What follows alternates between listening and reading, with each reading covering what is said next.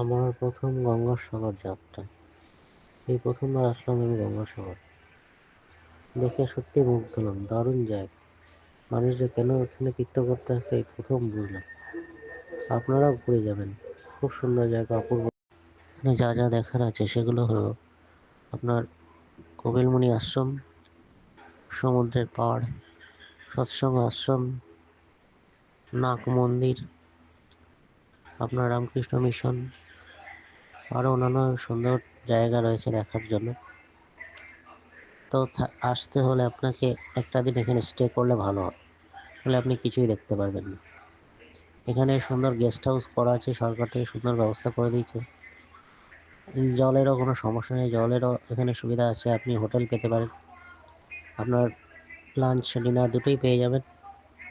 এসে শুধু একবার দর্শন করে যান, ভালো লাগবে অবশ্যই। এখানে আসার জন্য যে পথ নির্দেশ আছে সেগুলো একটু দেখে নেবেন। প্রথমে আসতে হবে, আপনি যদি শিয়ালদা থেকে আসেন, শিয়ালদা থেকে এসে সোজা নামখানা লোকাল ধরে নামখানা নামবেন। সেখান থেকে টোটো আছে বা আপনি পায়ে হেঁটেও যেতে পারেন। কাছেই নদীর ঘাট আছে, সেখানে আসবেন। এরপরে লঞ্চে যাবেন। লঞ্চে আপনার 1 ঘন্টা 20 মিনিট মতো লাগবে যেতে গঙ্গাসাগরের পাড়ে। সেখান থেকে আপনার টোটো ধরতে হবে। টোটোর রেট একটু বেশি, 250 টাকা কি 270 টাকা নেবে। এই টোটোতে চেপে আপনি গঙ্গাসাগরের পাড়ে চলে যেতে পারেন। আর স্নান করতে হলে কোনো টোটোর দরকার নেই, আপনি হেঁটেও স্নান করতে পারেন, হেঁটে গিয়ে স্নান করতে পারেন, সমুদ্র দর্শন করতে পারেন। অপূর্ব লাগবে আপনার এই অনুভূতি। সামনে যে মন্দিরটা দেখছেন এটাই কপিলমুনির সেই বিখ্যাত আশ্রম।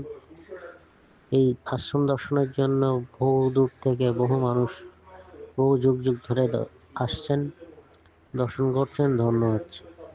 আপনারা এসে দর্শন করুন, ধন্য হন। কোথায় বলে সব তীর্থ বারবার, গঙ্গাসাগর একবার।